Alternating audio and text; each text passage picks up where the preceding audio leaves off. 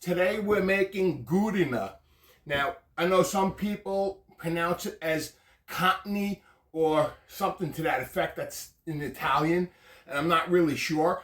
I grew up eating Godenna, and that's how we called it. What is Godenna? Godenna is pork skin braciole. We're gonna fill it, we're gonna roll it, we're gonna braise it in a tomato sauce, and it's absolutely delicious. Now, when you buy your pig skin, you're gonna have pieces that are like this. You need to trim this.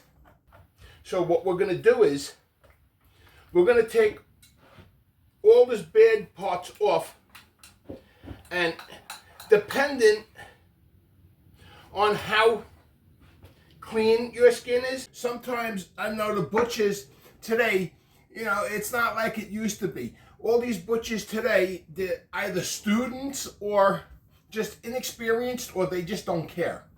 Anyway, depending on your skin, you need to check to see if there's any hairs, and you want to remove anything like that. What my mother used to do, and what I do, is take your knife and you want to scrape it like this. This does two things. It removes any hairs that might be left, or you could get, commercial kitchen tweezers and pluck each one. But we find the easiest way is to take your knife and scrape the skin. Scrape, scrape, and scrape. What this does is two things. One, it removes the hair, like I said, and two is that this, by scraping, removes a little bit of the fat. So that's what that does. Now here, this particular piece of skin, I could see it came from the belly part. How do I know that? If you notice here, right here on the skin, you see the nipples. You see 1, 2, and 3. That's the nipples. So that tells me that this skin came from the belly part. Now, I already prepped most of this a little bit earlier just to save some time. Now what we're going to do is, we're going to, because this is about maybe 8 to 10 inches from here to here, and about maybe 16 inches from here to here. It's about 1.5 pounds, plus whatever I scraped off and whatever I lost, I'm down to 1 pound.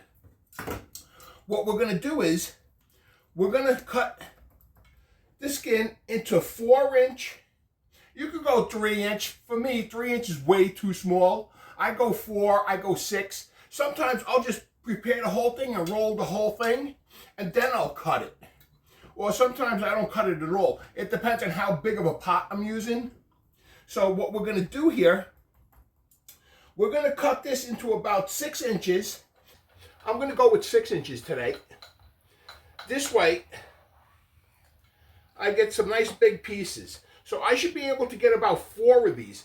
Now when you cut the skin, if a knife doesn't work for you, you might want to use a scissor, because this isn't the easiest thing to cut with a knife. You have to make sure your knife is super sharp. And this knife, I should have sharpened it this morning, but I didn't. And it is a little tough. So let me continue cutting these into 6 by 8 inch rectangles, just like this. And as soon as I'm done doing that, I'm going to clean up here a little bit, because this is, it is fatty, so it's very greasy. So we're going to need to take care of that. And we need to clean here. So let me continue cutting these, and I'll clean up a little bit, and then we will continue.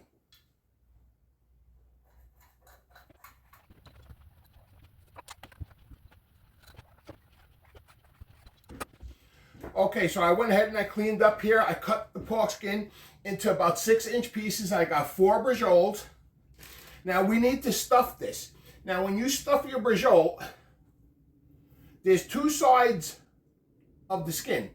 The pork skin has an inside and the outside of the skin. You want the outside part down and the inside part up.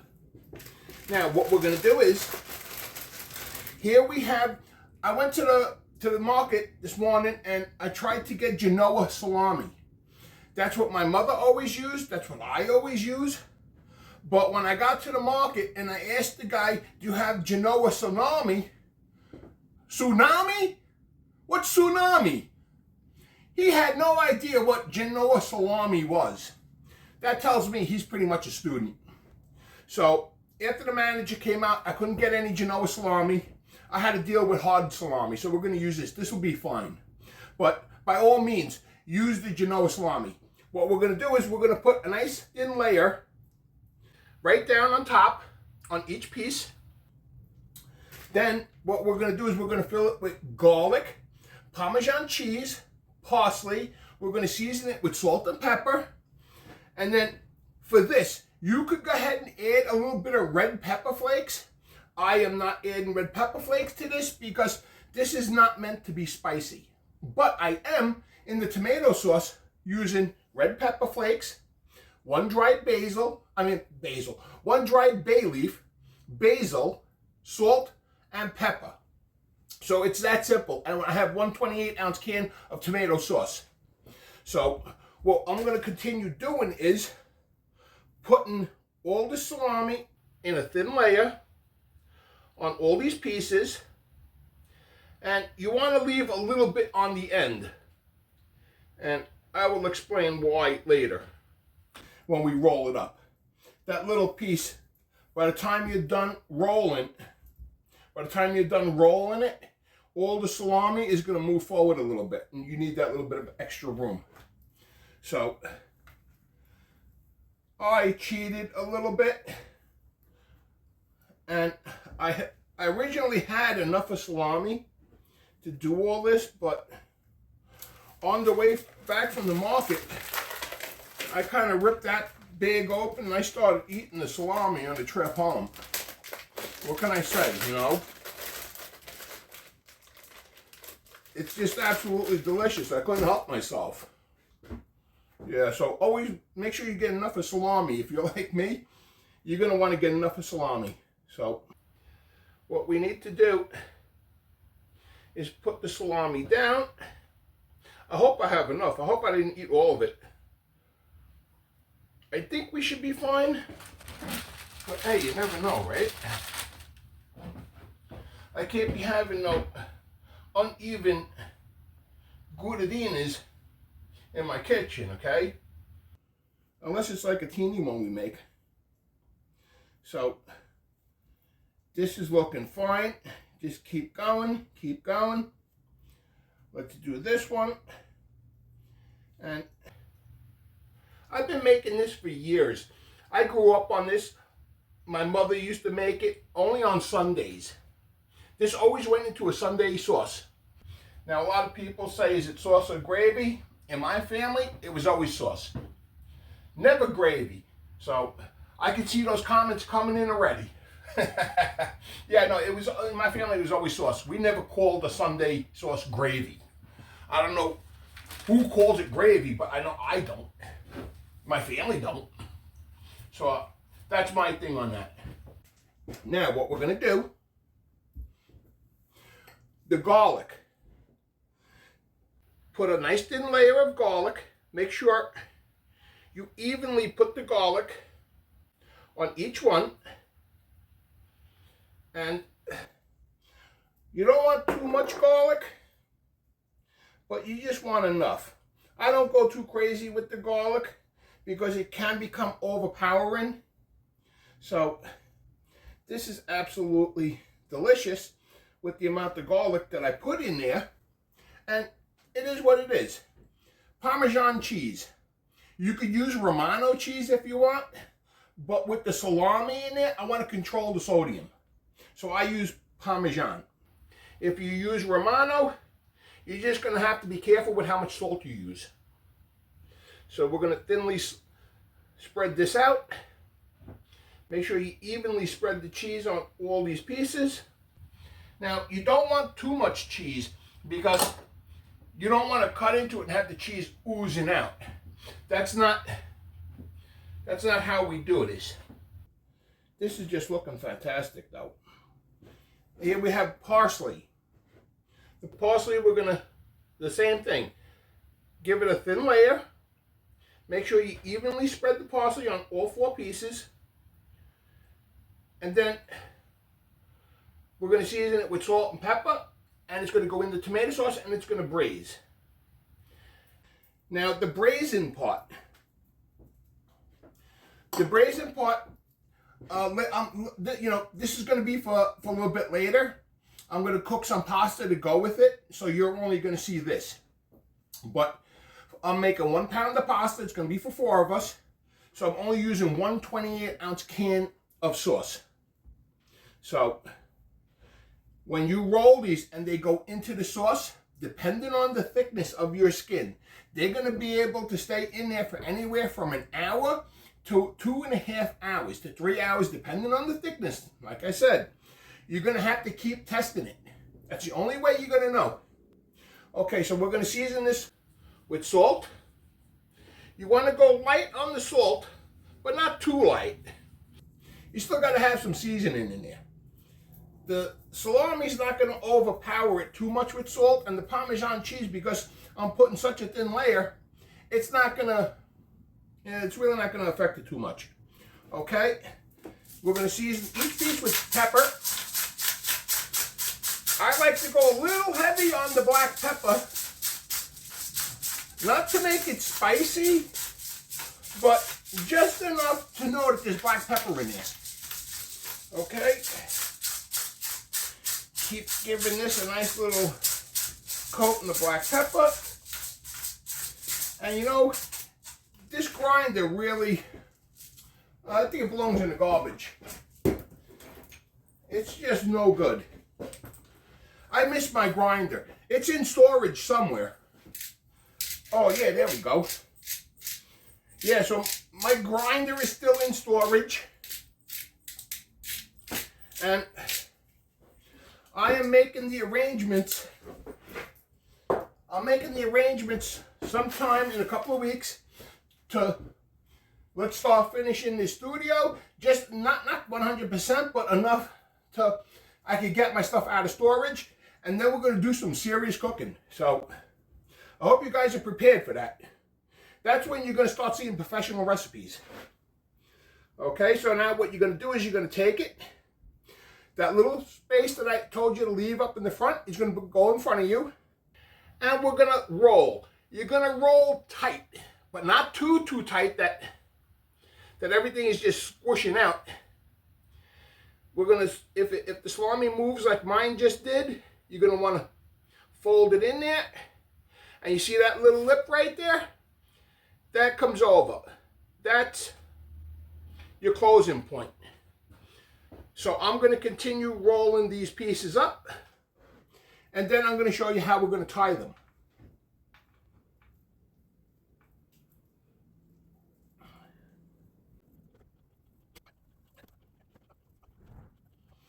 Okay, so I went ahead and I rolled all of these. I have the open part, the seam part down. You don't want them coming open. So what you're going to do is you're going to grab some kitchen twine. And this is how I like to do it. 1, 2, 3. It doesn't matter how big of the pieces are. I'm not cheap with the twine. So what we're going to do is I'm going to leave about a 3 to 4 inch overhang. A little piece hanging here, a little tail. We're going to come here. Come in about 3/4 to an inch. And what I'm going to do is I'm going to tie a knot. Make sure you tie it tightly at the end because you don't want the filling to come out. And you're going to leave this tail just hanging. Now what I'm going to do is I'm going to come in again. I'm going to come under. And then what I'm going to do is I'm going to bring it into that loop and I'm going to pull it. And I'm going to make sure that this is tight. Now me, what I like to do is I like to keep all my lines straight. It's just a visual thing. You don't have to. I mean, I like to try to keep them as straight as possible. So Let me show you another one. It goes under. Here's the loop. Put this through the loop. Make sure you pull this through. Make sure you adjust where you want that line to be. And you pull it nice and tight. And just make sure I like keeping it as straight as possible. Just like that.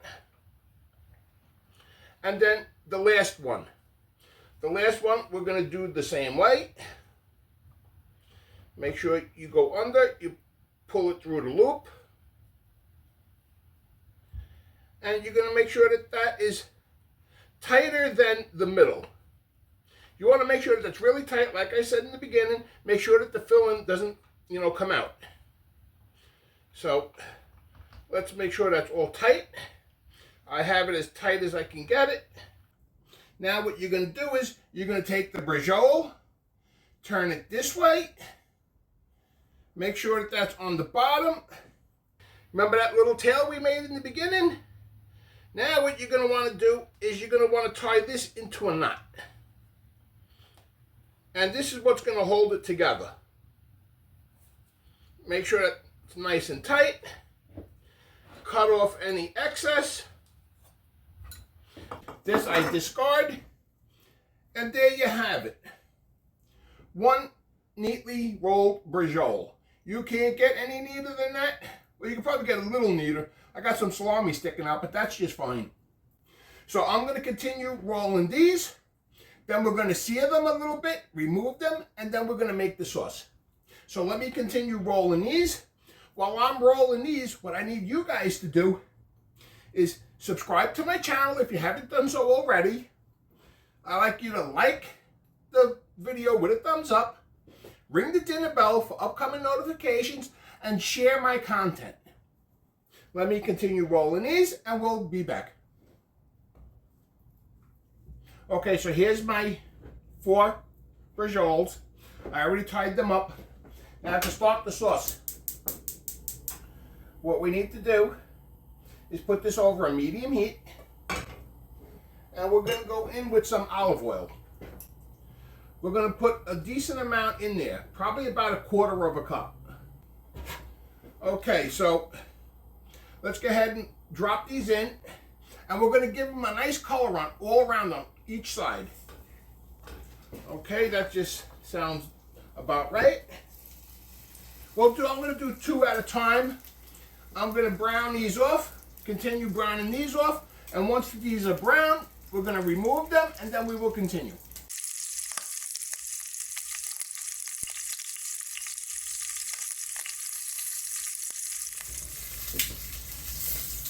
These bracioles are just looking fantastic. This is the second batch that's being browned. While that's finishing off browning, what we're going to do is cut this onion. I like to cut the onion in a 1/2-inch dice. Nothing too serious. And you don't want to go too big. It's a simple tomato sauce we're making. Okay. And we'll just chop that into a 1/2-inch dice. And this into a 1/2-inch dice. Okay. Cut this into a 1/2-inch dice. And my mother's been making this for years. Usually, like I said earlier, she only made this on Sundays, so it only went into a Sunday sauce. But it is what it is. Okay, these are just looking fantastic. Okay, you can see the skin shrank a little bit. And I got some salami sticking out, and it just looks fantastic. Okay, what we're going to do is we're going to go ahead and lower the heat on this. And we're going to go in with the onion. We're not using no garlic in this sauce. Like I say, it's a simple tomato sauce. And that's what we're going to use. So we're going to continue sauteing these onions until they become soft and translucent. And that should take about 3 to 5 minutes. I really don't want to add any color on these onions because remember, onion is opposite than garlic. The darker the onion, the sweeter the onion, and I don't want to make this too sweet of a sauce. I don't like sweet sauces, so I'm just cooking this until it's soft and translucent.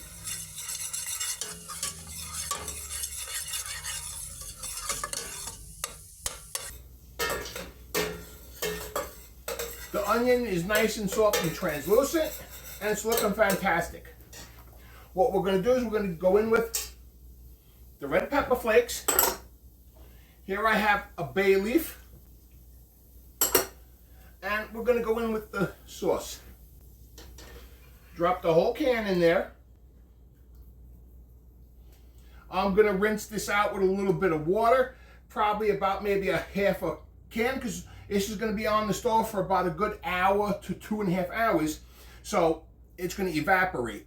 So I'm going to rinse this out. We're going to start out with a half a can of water. What we're going to do here is season this with salt. We're going to season this with black pepper. I'm going to go ahead and bring this up to a simmer. And then we're going to return the bracioles.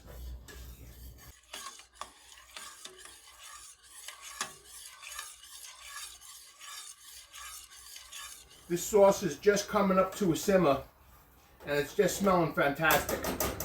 What we need to do now, we need to go back in with the bracioles.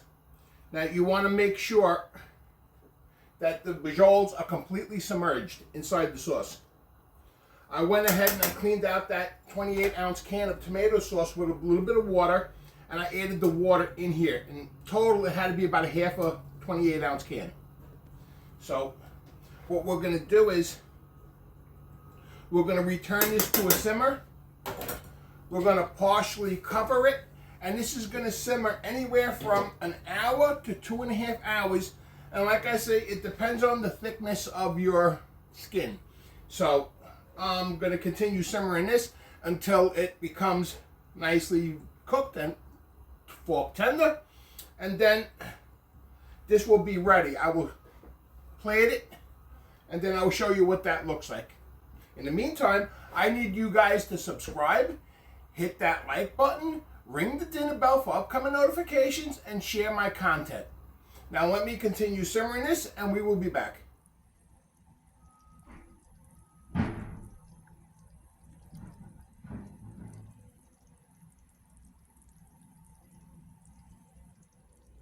This sauce has been going for about an hour and 15 minutes now.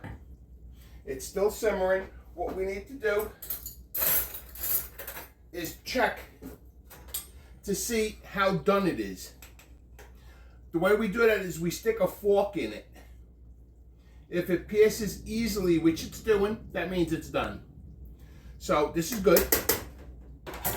So now what we need to do, we need to taste for seasoning, because I only seasoned it lightly. That's absolutely delicious. Could use a little salt and a little black pepper. So let's give this a good mix. And what we're going to do is remove it from the heat. And I'm going to be serving this a little bit later on tonight, so you're not going to see the pasta. I'm serving it with some pasta. So what we need to do is we need to remove one. So let me grab one. Okay. And what we're going to do is, let me grab a knife. We're going to remove the string that we put on. Okay, carefully remove each piece. You could serve it, usually I serve it family style. I'll just serve it like this, one big whole chunk. But sometimes, if I want to get fancy about it, I slice it like I'm going to do today. Okay, what we need to do is we need to thinly slice this, not too thick, not too thin. I like to go about 1/2 inch slices. Now when you slice this, be very gentle with it. You don't want it falling apart while you're slicing it. Okay, let's have this just like this. Oh, this is just looking fantastic. Okay, what we're going to do is we're going to throw a little bit of this sauce. Before we do that, here I have some basil. I'm going to just take a little bit of basil. You can take as much or as little as you want. And I'm just going to tear it by hand. That's going to go in the sauce. I always put the basil in at the last minute because that's when the oils are the freshest, especially when you break it by hand. So in with that. Give that a good mix. Here, where's my spoon? Here, I will put some sauce around the dish, make it look presentable, and then I will garnish it with a little piece of basil. Okay, I think right here, this looks good. I think we'll put this right here. And there you have it. This is a simple recipe to make. It's an authentic Italian recipe. And this is how we make Godenna. Usually it's served in a Sunday sauce, but today this is how I'm serving it. So let me grab a piece. Let me dip it in that sauce. I want the skin, I want everything.